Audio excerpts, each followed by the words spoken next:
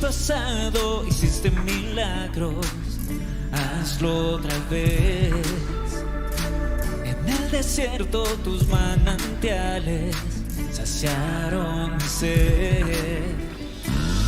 Hazlo otra vez. Hazlo otra vez. Con tu gran poder. Hazlo otra vez. Cuando la pesadilla acabe, Dios me habrá dado ya la victoria. Cuando la pesadilla acabe, despertaré de un sueño. Saltando,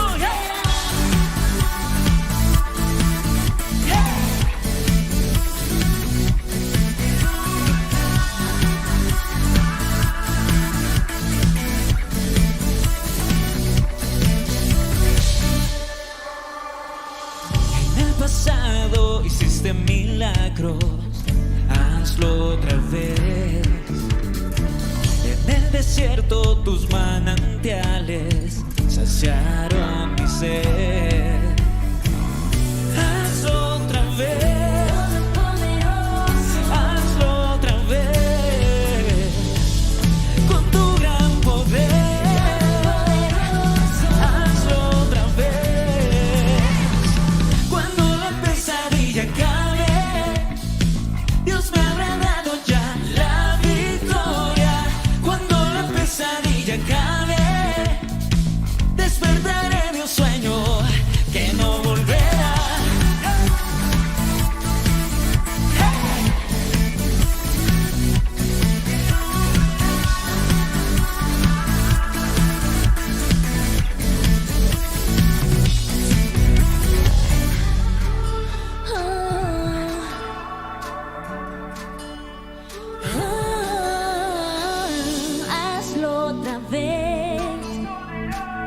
Hazlo otra vez, con tu gran poder. Hazlo otra vez. Cuando la pesadilla acabe, Dios me habrá dado ya la victoria. Cuando la pesadilla acabe, despertaré de un sueño que no volverá.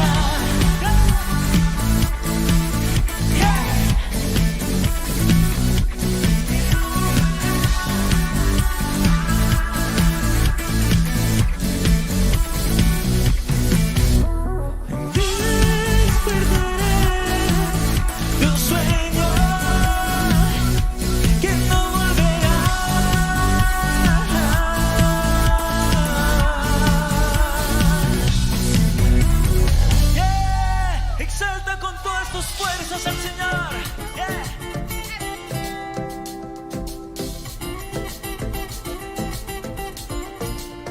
Dices de mí que soy tu hijo amado. Dices de mi fragancia soy del cielo. Dices de mí que soy tu gran tesoro. Dices de mí que soy tu amigo fiel. Porque santo soy, Señor, en tu mirada. Porque soy fiel y tú me amas. Tu voz es vida en el desierto. En los tesoros de tu boca yo tengo identidad. No me falta nada, en ti está mi realidad. Al tomarte de la mano tú eres mi eternidad. No me falta nada.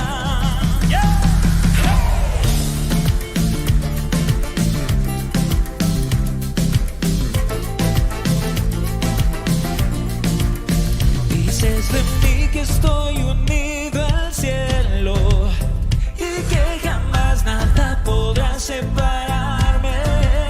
Dices que siempre estarás conmigo. Tú eres todo lo que necesito. Porque santo soy, Señor, en tu mirada. Porque soy fiel y tú me amas. Tu voz es vida en el desierto. En los tesoros de tu boca yo tengo identidad. No me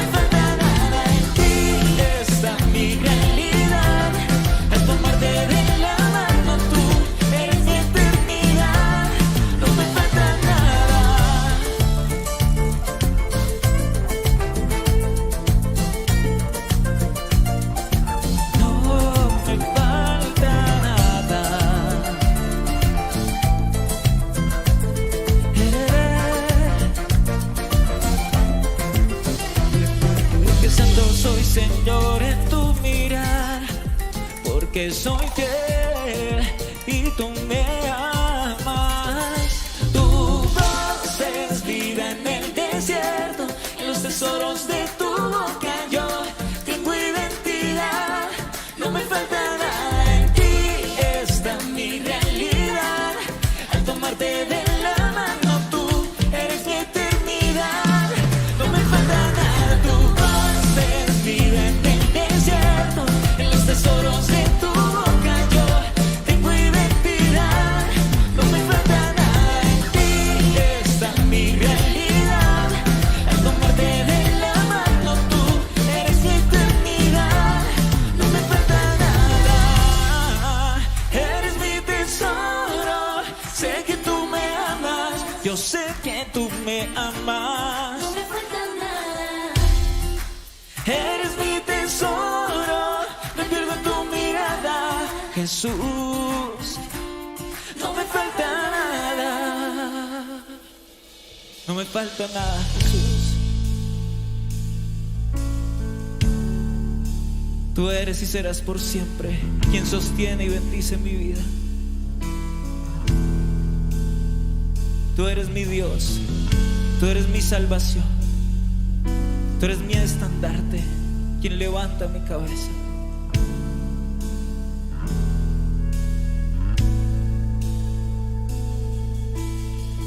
Dios te guarde y bendiga, que extienda su amor y te muestre favor. Dios te mire con agrado y te dé paz.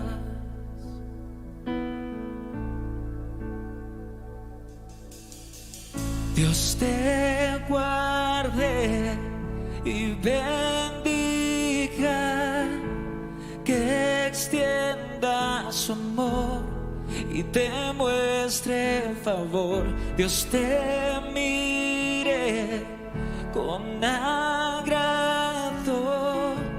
y te dé paz. Y todos decimos amén.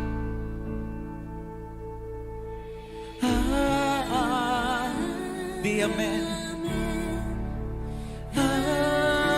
Amén. Amén. Amén. Amén. Levanta, que sea un clamor que llegue hasta los cielos, diciendo así sea, Señor.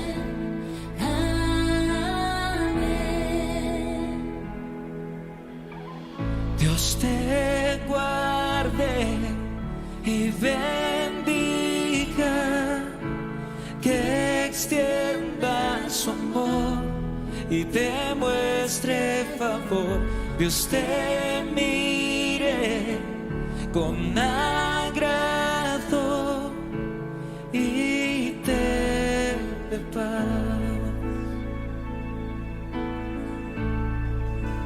Amén.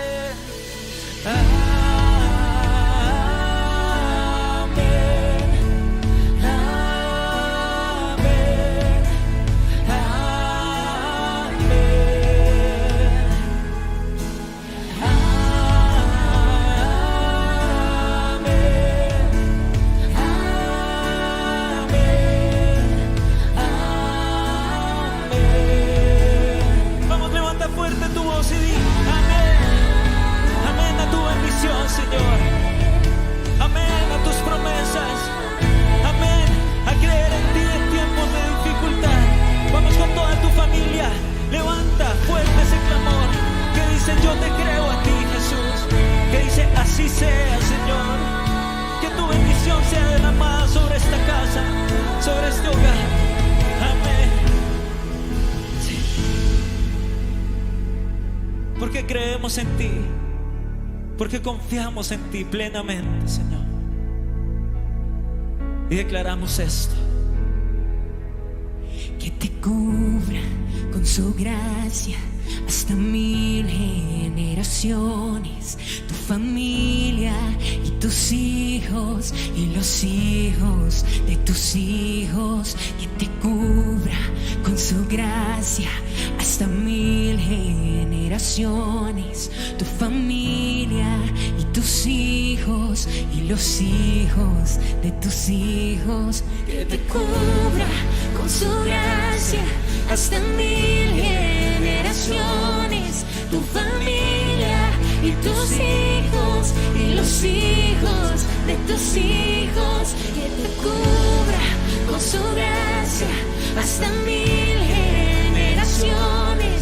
Tu familia y tus hijos y los hijos de tus hijos, su presencia te acompañe donde quiera que tú vayas, que te llene, te rodee, va contigo de mañana y de noche, en tu entrada y salida, en tu llanto y alegría.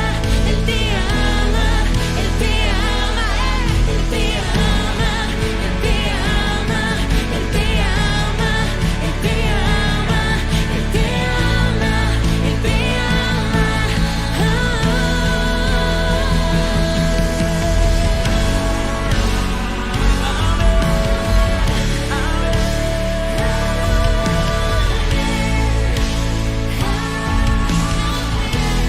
Yo creo que Él me cuida y que Él me guarda.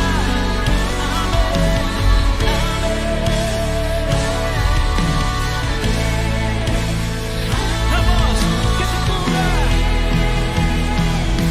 Que te cubra con su gracia hasta 1000 generaciones. Tu familia y tus hijos y los hijos de tus hijos, Su presencia te acompañe donde quiera que tú vayas, que te llene, te rodee, va contigo de mañana y de noche, en tu entrada y salida, en tu llanto y alegría. Él te ama, Él te ama, Él te ama, Él te ama, Él te ama, Él te ama, te ama, te ama.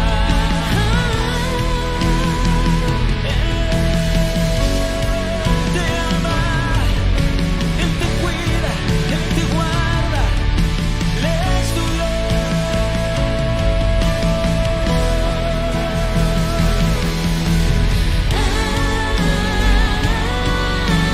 amén, amén. Recibir tu bendición que viene de lo alto. Amén. A creer en ti, a creer que eres nuestro sanador.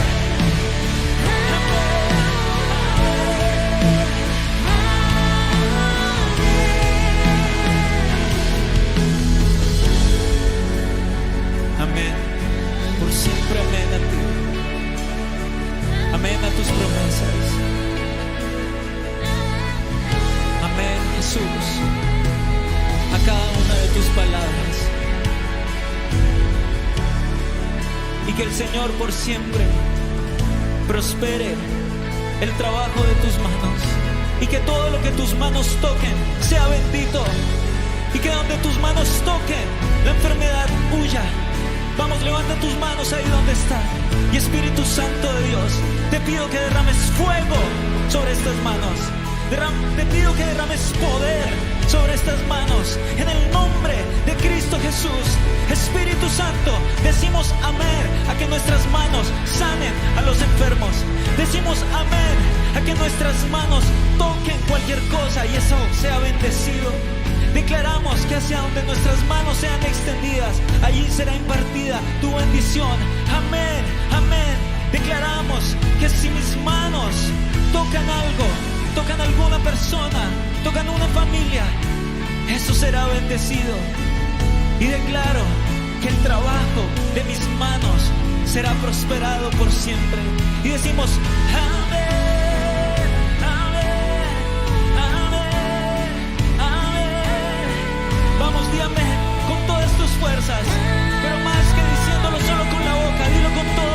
corazón. Amén, amén. Yo creo que yo soy una fuente de bendición. Amén. Yo creo que yo soy una fuente de la misma presencia de Dios. Amén. Yo creo que yo soy una fuente de sanidad que viene directamente del Salvador. Amén, amén. Yo creo que yo soy portador de buenas noticias. Amén, amén. Y yo lo creo, y yo lo creo. Yo creo, amén, que soy luz en medio de esta oscuridad. Amén. Y yo creo que yo soy esperanza en medio del dolor, que yo soy esperanza en medio de la duda. Amén. Y yo veo, Señor, todo lo que está pasando alrededor. Todo esto que se ve tan caótico. Todo esto que se ve tan fuera de control. Pero yo, en vez de levantar mi voz de protesta, yo levanto una voz que dice amén, que dice yo te creo. Porque yo simplemente necesito levantar mi voz a los cielos y decir que confío plenamente en el Dios de lo alto, aquel que sostiene el universo con la palma de su mano, aquel que esparcirá su luz sobre esta oscuridad. Que tu luz se esparza, Jesús.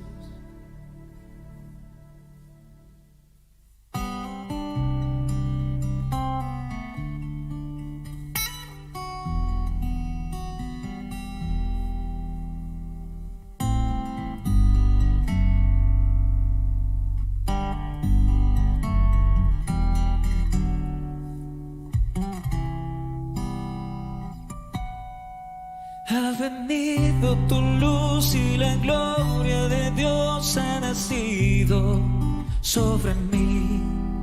Soy vasija de barro y aunque estoy quebrado, tu luz brilla en mí. Mi alfarero, tú me hiciste hechura soy de tus manos.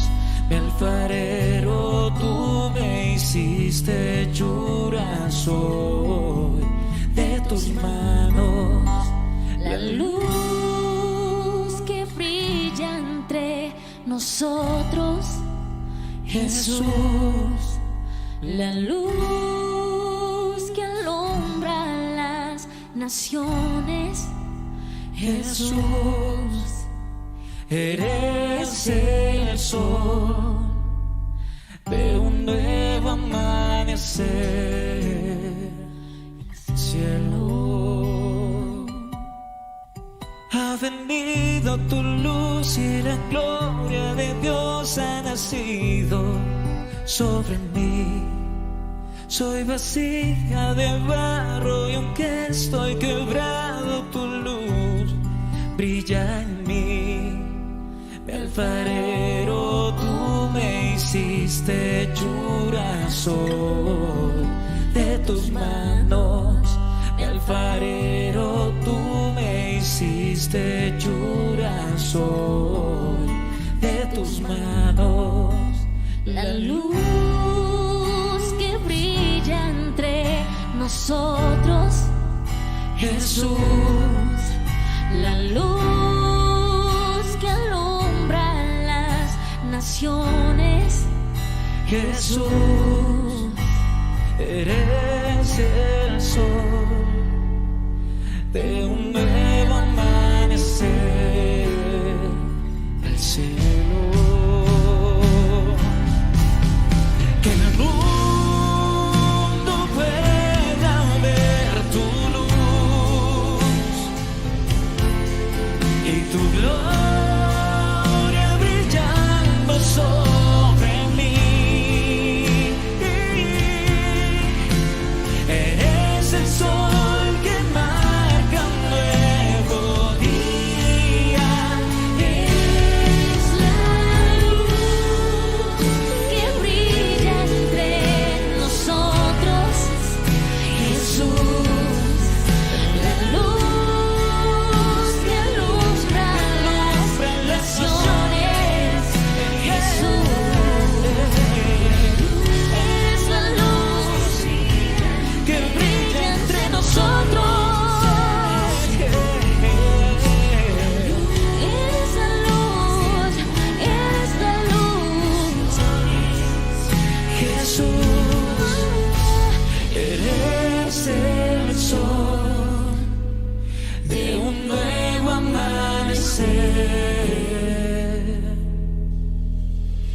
el cielo.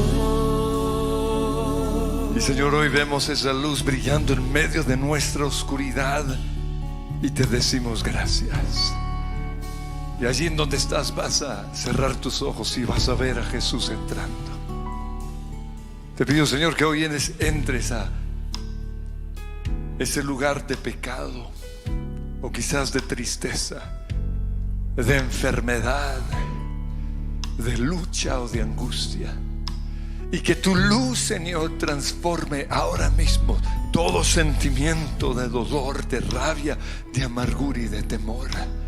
Hoy levantamos el nombre que es sobre todo nombre, Jesús, y declaramos que tú eres el sol que brilla en medio de nuestra oscuridad. Eres el sol de un nuevo amanecer, cielo. Señor, yo declaro en el nombre de Cristo Jesús que toda enfermedad se va, toda tristeza, toda angustia, toda preocupación. Declaro, Señor, que por las llagas del Señor Jesucristo en esa cruz nosotros somos sanos. Declaramos, Señor, que por tu dolor y tu tristeza somos libres de la tristeza.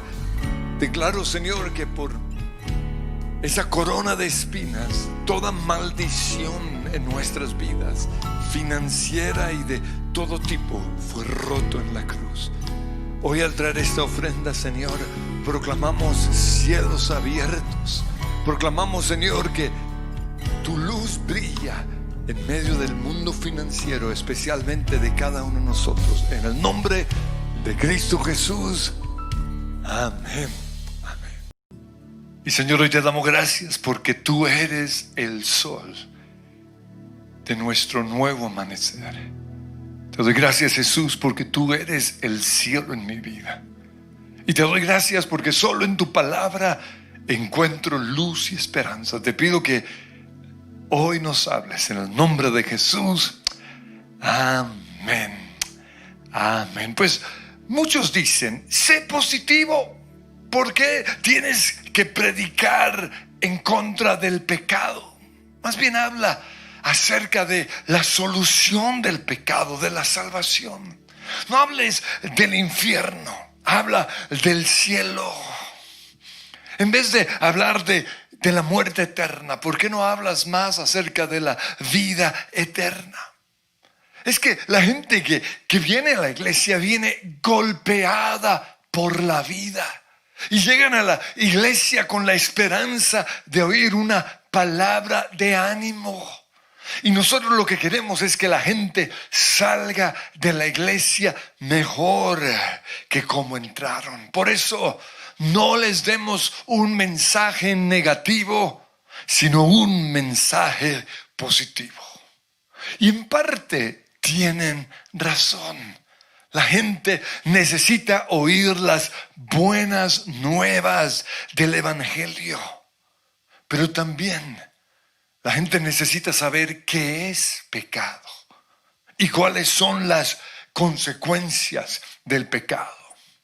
El mensaje positivo es muy popular, pero mi pregunta es esta: ¿sí produce fruto? ¿Será que las iglesias que solo predican de manera positiva, es decir, que nunca predican en contra del pecado, será que esas iglesias son realmente prósperas? Yo personalmente creo que no, pero el tiempo lo dirá. Pues esta tendencia de predicar solo lo positivo no es algo nuevo. Aquí tengo una recopilación de las revistas que mi abuelito escribía en los años 40. Y era una revista mensual. Y tengo aquí la que salió en 1947, en el mes de agosto. Y mi abuelito dice allí, ¡oh, sea positivo! Era la frase favorita o predilecta de un amigo mío en mi juventud. Predica el evangelio positivo, me han dicho muchas veces. En vez de decirle a la gente que dejen de fumar, que dejen de emborracharse, que dejen de adulterar, ¿por qué más bien no les hablan acerca de Jesús? Y mi abuelito dice así: yo creo con todo mi corazón en el poder que hay en el mensaje positivo. Y cuenta una historia de un hombre que él conoció, que le dijo: mira, estoy luchando con el trago, tengo problemas con el vicio, con el cigarrillo. Y mi abuelito le dijo: ¿por qué no recibes a Jesús? Y él siguió su consejo, recibió a Jesús como su Señor y Salvador, y de manera sobrenatural fue libre de esos vicios. Entonces hay poder en la predicación, pero luego, o en la predicación positiva. Pero luego mi abuelo dice que en Dios y en la palabra encontramos las dos verdades, tanto el mensaje de la luz como el mensaje de la oscuridad, tanto lo positivo como lo negativo. Por ejemplo, cuando Dios puso al ser humano en el huerto del Edén, en Génesis 2:16 le dijo: pueden comer de todos los árboles. Ese es un mensaje positivo. Pero luego dijo del árbol de la ciencia, del conocimiento del bien y del mal, no podrán comer, porque el día que coman de ese árbol morirán. Mensaje negativo. En Colosenses capítulo 3, versículo 8 dice: no se mientan unos a otros. Un mensaje negativo. Y luego dice en el versículo 10: vístanse con la naturaleza nueva. Mensaje positivo. Mi abuelo predicaba santidad, y esa es una de las razones por las cuales el mensaje de santidad es parte del ADN de su presencia. Y hoy sigo hablando acerca de nuestro ADN. Nosotros creemos en el mensaje de santidad. Y yo sé que no es muy popular, pero si Jesús predicó en contra del pecado, ¿quiénes somos nosotros para no hacerlo? De hecho, si no predicamos en contra del pecado, estamos siendo desleales a Jesús. En Romanos capítulo 6, versículo 14 dice: ya no están bajo la ley, sino bajo la gracia. Y la mejor ilustración que he oído acerca de la diferencia entre estar bajo la ley y bajo la gracia es la siguiente. En una ocasión, una mujer se casó con su príncipe azul. Pero resulta que cuando ya estaban viviendo juntos, se dio cuenta que no era tan bueno como parecía. Era un hombre que le exigía que hiciera una cantidad de cosas. Todos los días antes de él ir a trabajar, le dejaba todo un listado de lo que ella tenía que hacer. Lavar la loza, limpiar las cortinas, trapear los baños, hacer la comida, planchar la ropa, etcétera, etcétera. Y cada día, cuando él llegaba a casa, revisaba a ver si ella había cumplido con su trabajo. Y si no, la maltrataba, la abusaba verbalmente. Pero un día ese esposo se murió y ella se volvió a casar. Y después de la luna de miel, ya cuando estaban en la casa románticos, al día siguiente cuando se levantó ella, cuando apareció el sol, ella se fue a levantar, a hacerle el desayuno a su marido. Y él le dijo: ¿a dónde vas? Y yo le digo, hoy voy a prepararte el desayuno. Él dijo, no, quédate. Disfrutemos este tiempo juntos y luego voy y te acompaño, te ayudo a hacer el desayuno. Esta nueva relación fue un poco difícil para ella al comienzo porque no estaba acostumbrada a la libertad. No estaba acostumbrada a la gracia. Ella estaba acostumbrada a una relación de ley, de legalismo. Pero poco a poco se fue acostumbrando. Y pasaron los años. Y un día, mientras ella limpiaba la casa, encontró en el piso, ahí entre dos tablones, un papelito. Y ella lo sacó y empezó a leerlo. Y mientras lo leía, lágrimas comenzaron a salir por sus ojos, porque era uno de los listados que su exmarido le había dejado en el pasado. Y ella se dio cuenta que todo lo que estaba en ese listado, ella lo estaba haciendo. Pero ya no lo hacía por temor, sino por amor. No lo hacía porque le tocaba. Lo hacía porque lo quería hacer. Y esa es la diferencia de vivir bajo la ley y vivir bajo la gracia. No es que ya no cumplimos la palabra de Dios, no. Lo que pasa es que en el Antiguo Testamento lo hacían porque les tocaba. En el Antiguo Testamento la ley era unas piedras escritas. Ya en la gracia, la Biblia dice que la ley de Dios está escrita en nuestro corazón.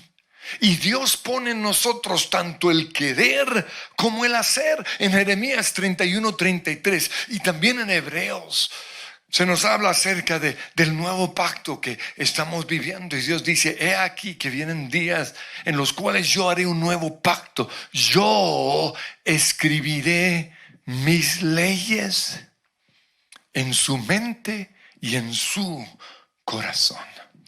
En Romanos capítulo 7, versículo 6 dice, pero ahora hemos quedado libres de la ley a fin de servir a Dios con el nuevo poder que nos da el Espíritu y no por medio del antiguo mandamiento escrito. Esa es la diferencia entre vivir bajo la ley y vivir bajo la gracia. Hacemos lo mismo, pero ahora lo hacemos porque el Espíritu Santo que está en nosotros nos da ese deseo y el poder para hacerlo. La ley de Dios es buena. Si fue buena para Jesús, para David y para Pablo, la ley de Dios debe ser buena para nosotros. En 1 Timoteo 1:8, Pablo dice, nosotros sabemos que la ley es buena. Y luego añade, si la usamos o cuando se usa correctamente. Pablo también dijo en Romanos 7:12, la ley en sí misma es santa. Y sus mandatos son santos, rectos y buenos. Y David en el Salmo 119:97 dijo, uno de los salmistas dijo, cuánto amo yo tu ley. Y en Mateo 5:17 Jesús dijo, yo no vine para abolir la ley de Moisés o los escritos de los profetas. Al contrario, vine para cumplir sus propósitos. Les digo la verdad, hasta que desaparezcan el cielo y la tierra, no desaparecerá ni el más mínimo detalle de la ley de Dios, hasta que su propósito se cumpla. Y quiero decirles algo, el cielo y la tierra no ha desaparecido. Por eso la ley de Dios no ha desaparecido. Y Jesús añade, y entonces, si no hacen caso al más insignificante mandamiento y les enseñan a los demás a hacer lo mismo, serán llamados los más insignificantes en el reino del cielo, tanto en la eternidad como en el reino de Dios aquí en la tierra. En cambio, los que obedecen las leyes de Dios y enseñan eso, serán llamados grandes en el reino del cielo. La ley de Dios es buena, pero hoy algunos dicen que es mala. Y usan versículos fuera de contexto, como por ejemplo Colosenses 2:14, en donde dice que Dios anuló el acta de los decretos que había en contra nuestra. Y dicen que Dios anuló todo, la basura, dicen a veces, del Antiguo Testamento. Y eso no es lo que dice ahí. Ahí lo que dice es que en la cruz, y leo diferentes traducciones, Dios eliminó el documento de deuda que había en contra nuestra. En la Nueva Traducción Viviente dice, anuló el acta con los cargos que había en contra nuestra. Y en otra traducción dice, Dios anuló el registro de cargos en contra de nosotros. ¿Eso qué significa? Que no fue eliminada la ley, sino las consecuencias por violar la ley. Es decir, en la cruz, las consecuencias de mi pecado fueron rotas, fueron anuladas. Pero en el Nuevo Testamento encontramos todas las leyes morales que Dios nos da en el Antiguo Testamento. Y no solo eso, podemos decir que encontramos aún más leyes. Lo que Pablo llama las leyes de Cristo, que son aún superiores. Pero otros han llamado la ley de Dios el ministerio de muerte. Y se agarran de 2 Corintios capítulo 3. Pero nosotros no podemos leer un versículo fuera de contexto. Tenemos que leer todo el capítulo. Y si lo hacemos, nos daremos cuenta que Pablo aquí está haciendo una comparación entre el camino antiguo de la ley que conduce a la muerte, dice la Nueva Traducción Viviente. La Reina Valera dice que el ministerio de muerte, pero se refiere en su contexto a que conducía a la muerte y traía condenación. Y él comparaba este camino antiguo con el camino nuevo del Espíritu Santo, que da vida y nos hace justos ante Dios. Pero él no dice el ministerio de muerte.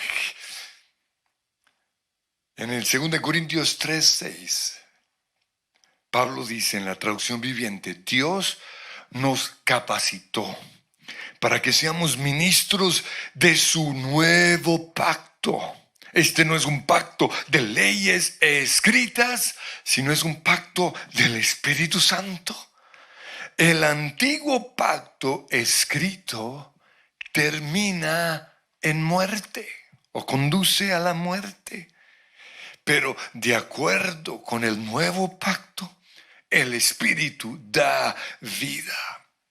Eso es muy diferente a llamar el antiguo pacto el ministerio de la muerte. Porque la ley de Dios es buena. Lo que es malo es el pecado. Y quiero que ustedes tomen su propia conclusión. Voy a darles unos mandamientos y quiero que digan si esos mandamientos son buenos o malos. Mateo 22:37.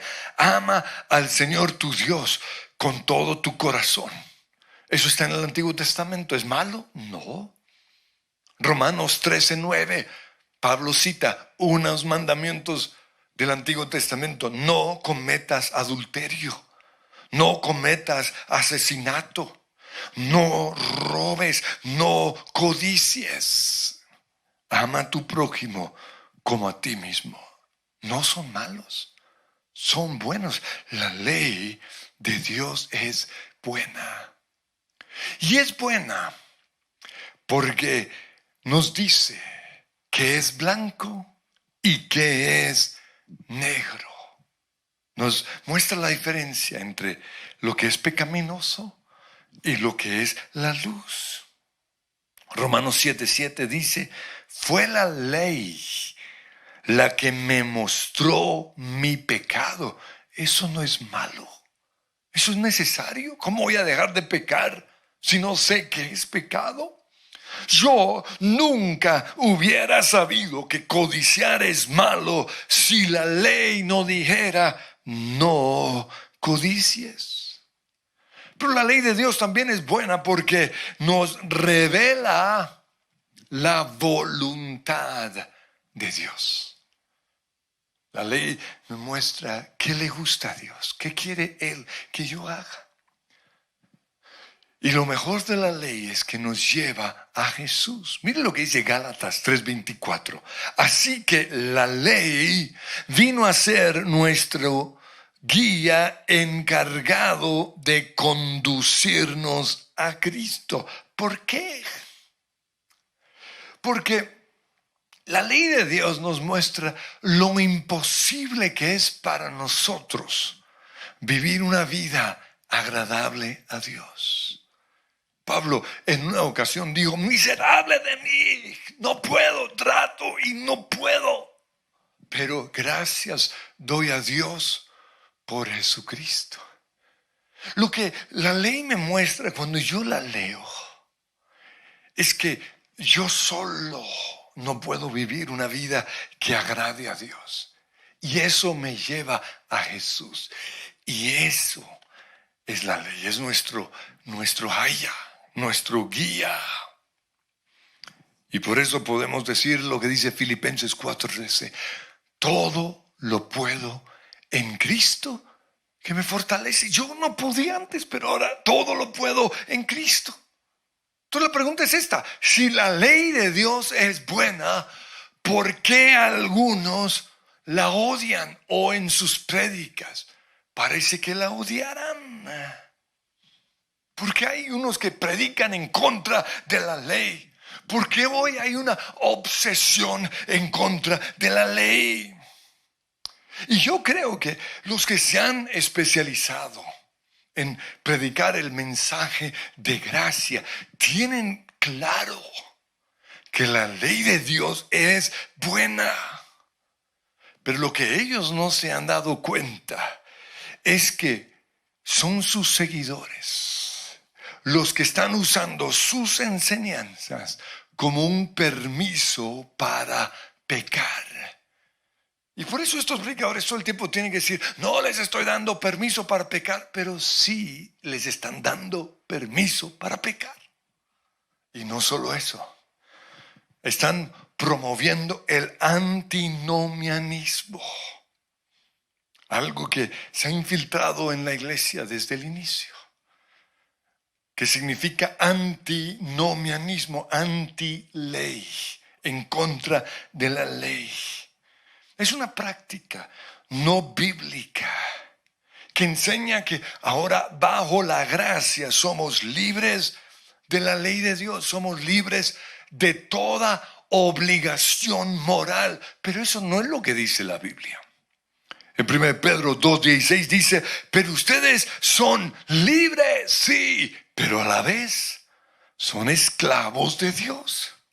Así que no usen su libertad como una excusa para hacer el mal. En mi libertad yo decido sabiamente. Mi pelea no es en contra del mensaje de gracia, ni en contra de sus maestros, no. Mi pelea es en contra de la confusión que están generando. Sobre todo por esa obsesión que veo en contra de la ley de Dios.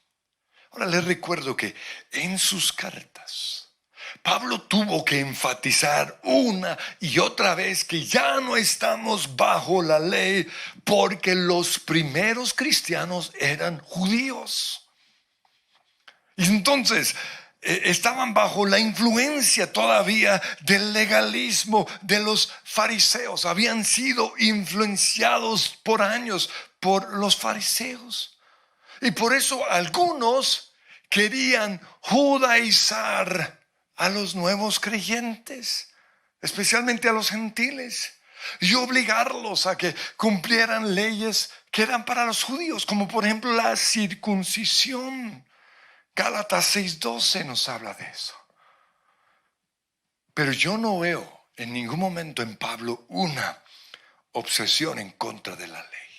Entonces, un extremo es obsesión en contra de la ley. El otro extremo, igual de grave, es obsesión por la santidad.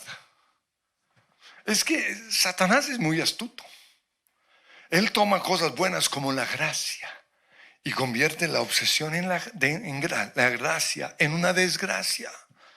Y toma el otro lado, la obsesión por la santidad, y lo vuelve algo malo que se llama el legalismo, que es el espíritu de los fariseos. Y los fariseos tiran piedras. ¿Qué es el legalismo? Es usar la Biblia para tirar piedras, para hacer que la gente se sienta condenada. Es hablar mal de las personas. Es ver siempre lo malo en los demás.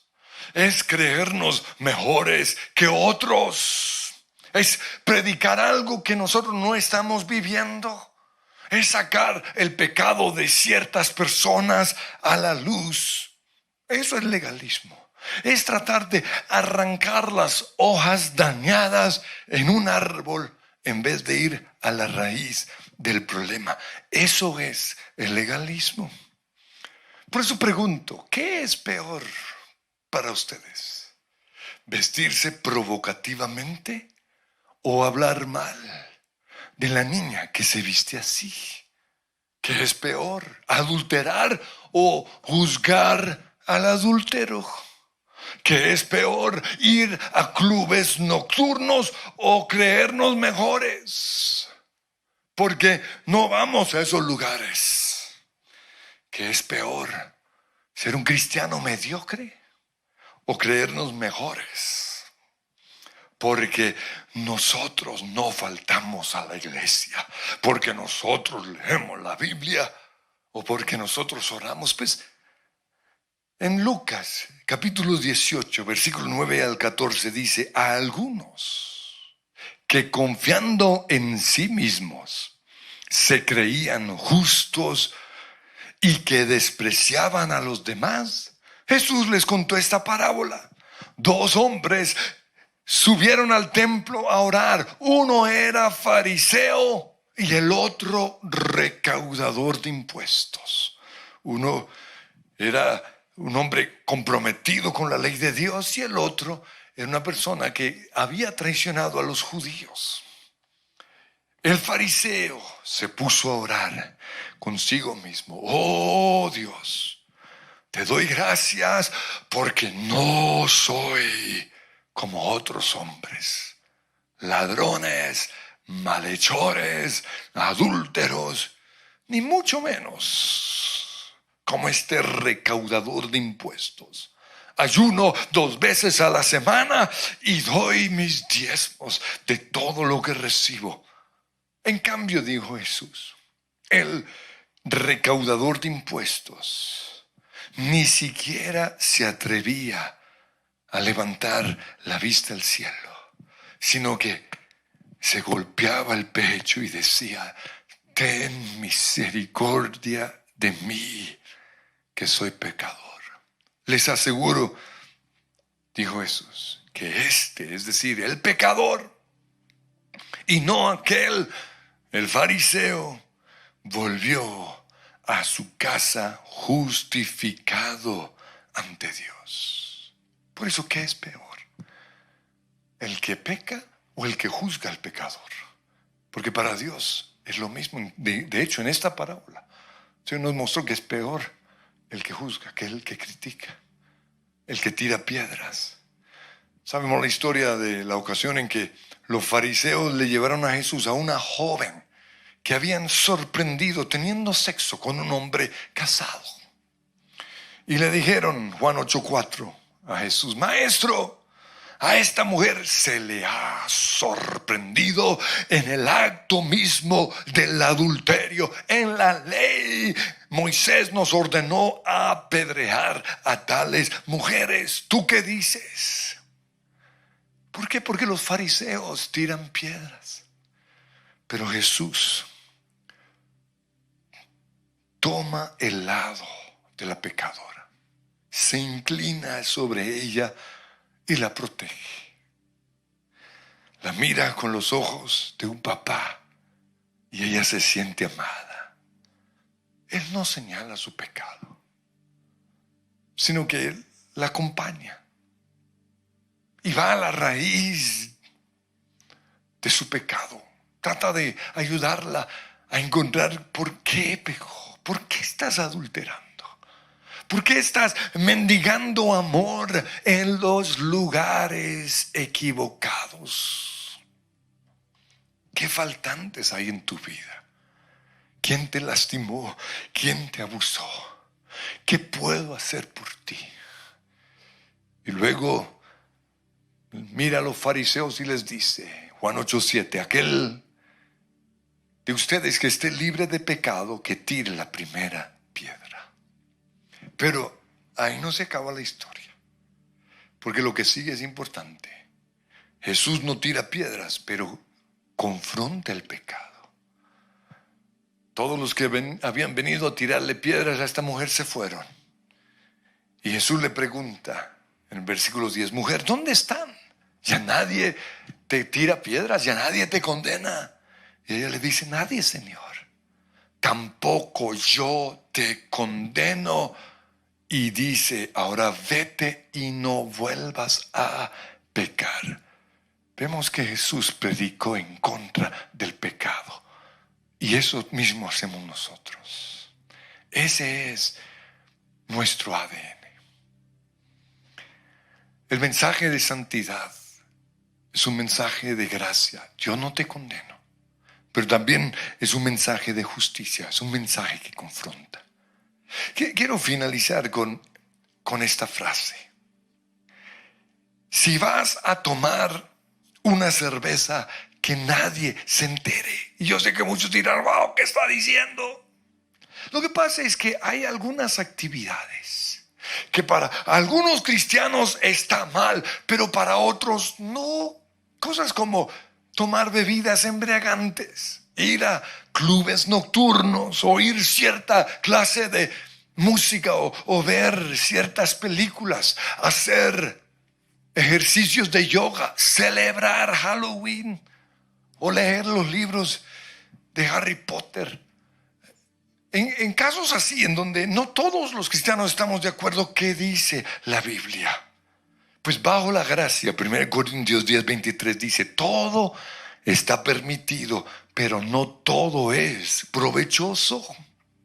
Todo está permitido y está entre comillas, como lo que la gente decía, pero todo está permitido. Y Pablo dice, pero no todo es constructivo. Y este es el punto, que nadie busque sus propios intereses, sino los de los demás.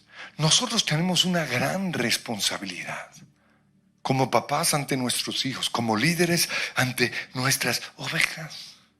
Si a mí una persona me ve con una copa de vino, eso le puede dar permiso a esa persona para que se emborrache, para que vaya a bares, para que salga con una persona casada a rumbear, para que se vuelva drogadicta.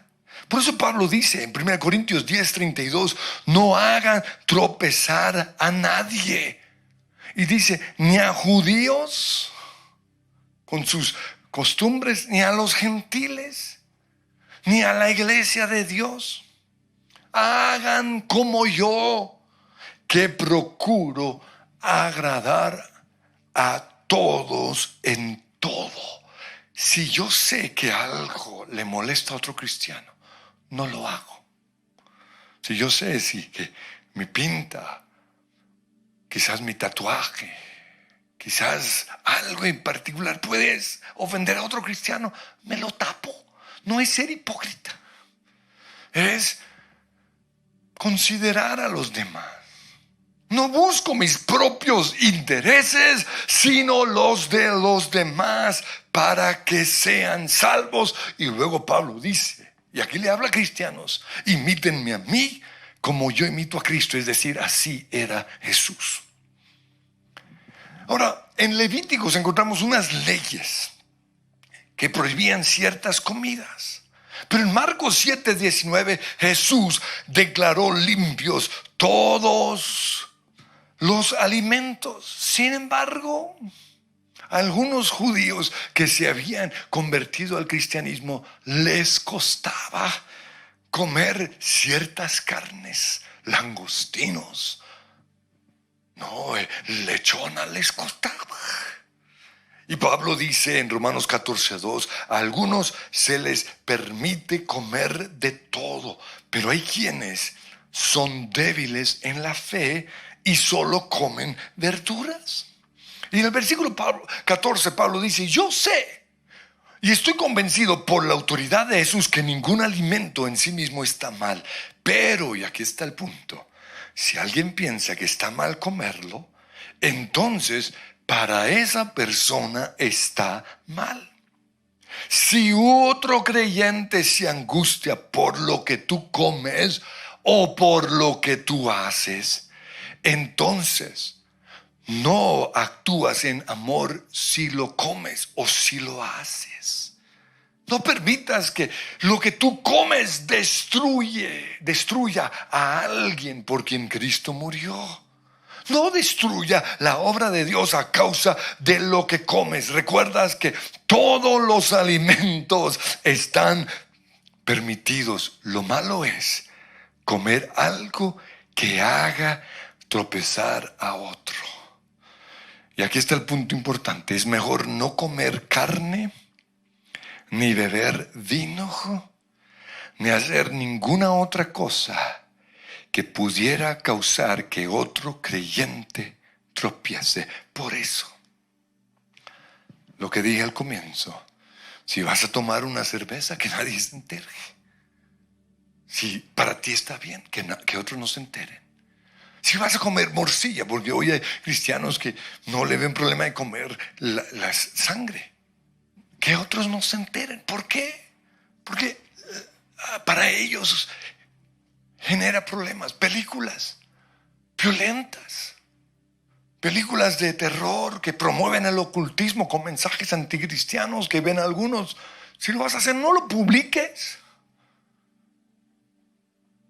Pero tengan presente lo siguiente, Romanos 14:23, si tienes duda acerca de si debes o no debes comer o hacer algo en particular, entonces es pecado hacerlo. No eres fiel a tus convicciones. Si haces algo que crees que está mal, peca. Señor, yo te pido que hoy no pensemos en nosotros mismos, sino que pensemos en los demás. Y si tú nos acompañas hoy por primera vez, quiero guiarte en esta oración. Si hay algo bueno acerca de la palabra de Dios, es que nos muestra que en nuestras fuerzas no podemos nada. Pero por eso murió Jesús.